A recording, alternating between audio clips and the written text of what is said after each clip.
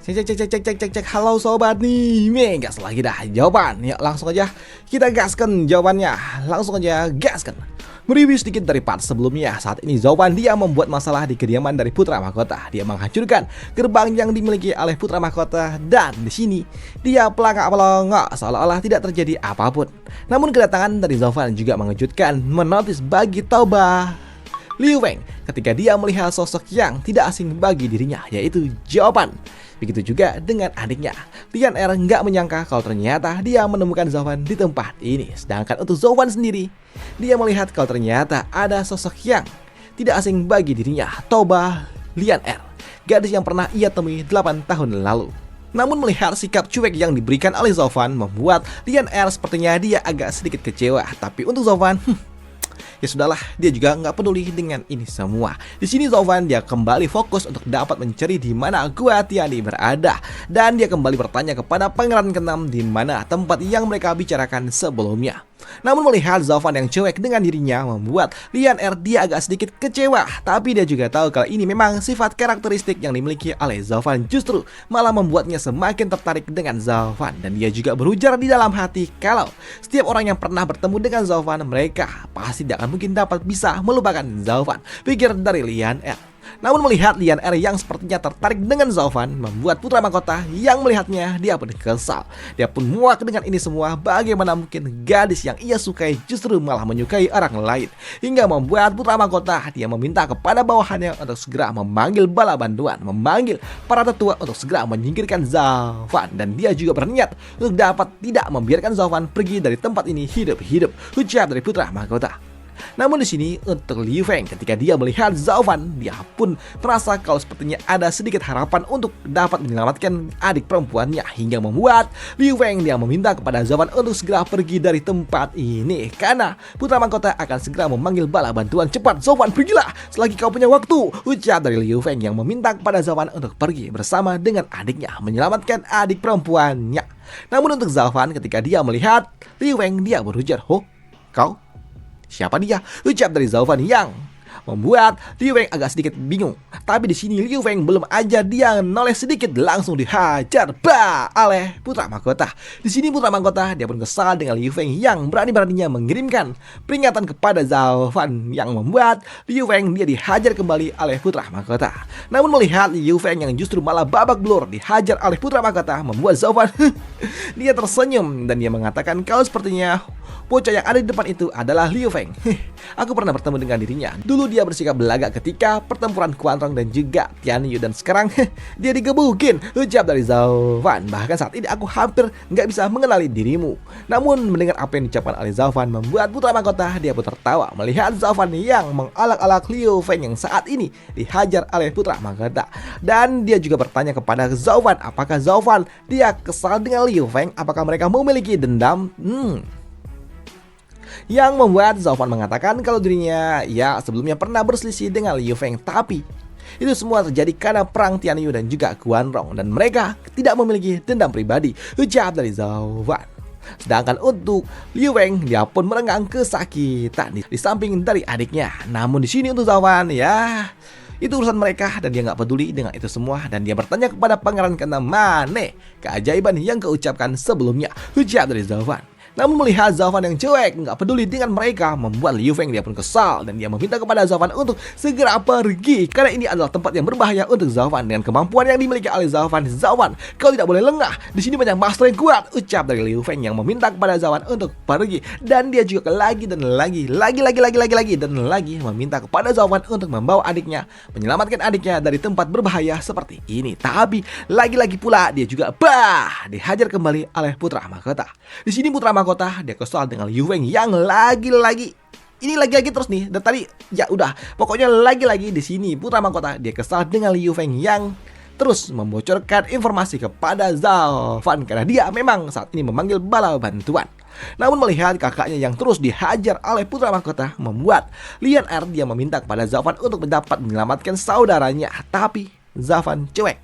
cuek. Bang jawaban dingin, nggak peduli, yang membuat Lian R dia pun memeki meminta kepada Zofan untuk membantu saudaranya. Padahal sebelumnya saudaranya sempat memberikan peringatan kepada Zofan untuk menyelamatkan Zofan itu sendiri. Tapi kenapa Zofan dia hanya menonton ketika saudaranya dihajar oleh putra mahkota? Bukankah itu artinya kau adalah orang yang tidak tahu berterima kasih? Ucap dari Lian R yang membuat Zofan, apakah kau pikir aku membutuhkan peringatannya? Tidak, sambut dari Zofan yang membuat Lian R dia shock ketika ternyata Zofan benar-benar sama sekali tidak peduli dengan itu semua. Di sini Zofan dia kembali bertanya kepada pangeran ke-6, mana keajaiban itu? Apakah kau kembali mempermainkanku? Ucap dari Zofan yang membuat pangeran ke-6 dia mengatakan kalau dia nggak berani dong melakukan hal itu kepada Zofan. Dan dia mengatakan kepada Zofan untuk dapat mengaktifkan apa yang ada di depan sana. Mereka juga membutuhkan sesuatu yang membuat Zofan dia bertanya apa yang mereka butuhkan. Yang membuat di sini pangeran ke-6 dia mengatakan kalau mereka membutuhkan biji teratai salju. Dan itu adalah benda yang dapat mengaktifkan apa yang ada di depan sana, dan ketika kau melemparnya satu ke dalam danau maka akan terjadi sesuatu yang sangat luar biasa. Ucap dari pangeran ke-6, dan satu-satunya orang yang memiliki benda itu adalah kakakku. Ucap dari pangeran ke-6 yang membuat Zofan dia berujar, "Ho, jadi putra mahkota yang memilikinya?" Ya, sambut dari pangeran ke-6. Di sini pangeran ke-6 dia mengatakan kalau hanya putra mahkota yang memilikinya, tapi dia adalah orang yang sangat amat pelit. Bahkan dia tidak mau menggunakannya dan hanya menggunakannya ketika ulang tahun dari kaisar. Ucap dari dirinya yang membuat Zofan dia pun kini berjalan mendekati putra mahkota. Sedangkan untuk putra mahkota dia sibuk menghajar Liu Feng. Dia terus memberikan pelajaran kepada Liu Feng, tapi ketika dia akan melanjutkannya di sini dia pun dihentikan oleh Zofan yang membuat putra mahkota dia pun kesal. "Kau, apa yang kau inginkan?" Ujar dari putra mahkota. "Apakah kau ingin mencoba menyelamatkan pengkhianat ini?" "Tidak, jangan salah paham, Tuan." Ucap dari Zofan. Di sini Zofan dia mengatakan kalau dia nggak peduli. Lu mau gebukin dia sampai banyak, kagak peduli.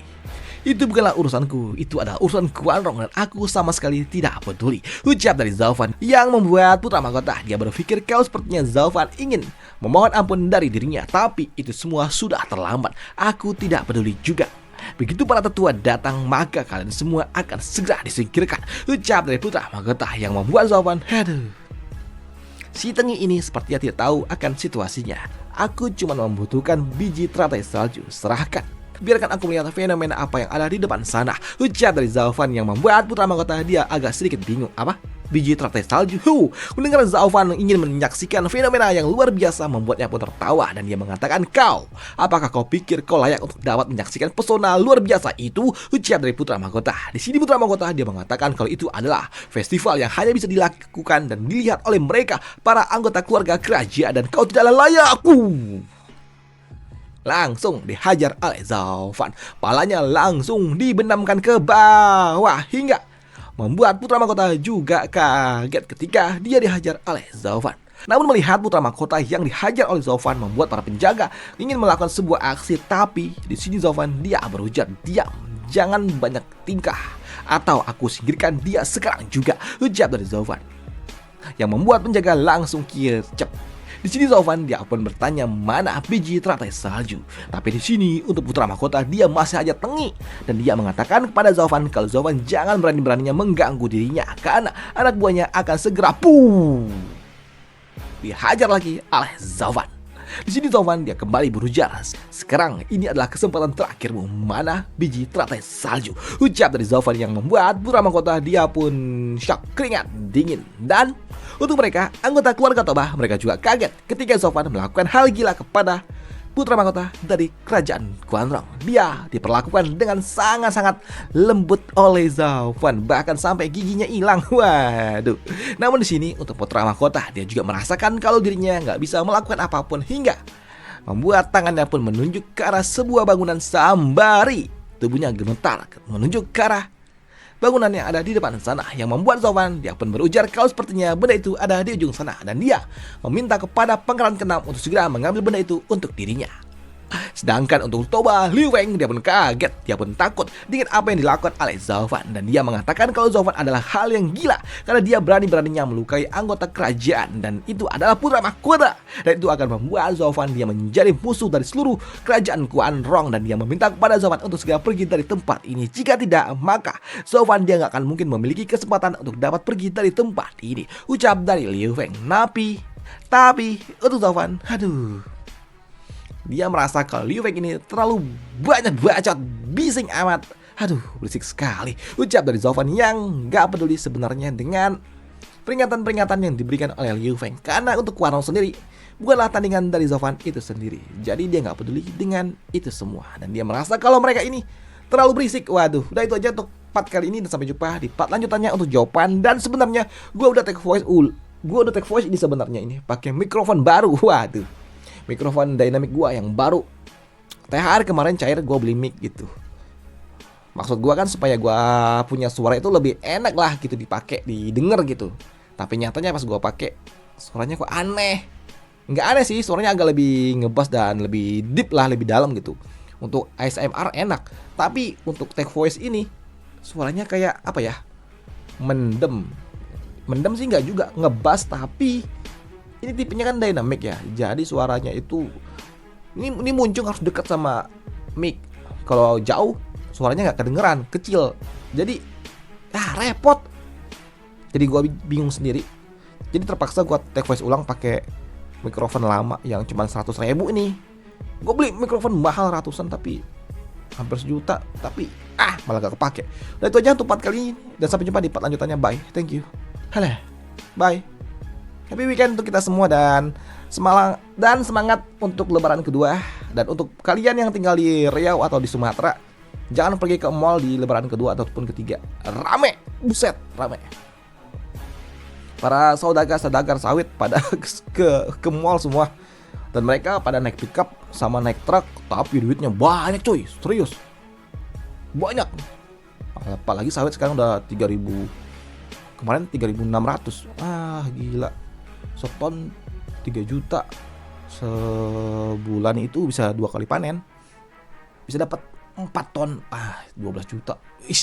Dan itu aja untuk part kali ini dan sampai jumpa di part lanjutannya. Bye, thank you.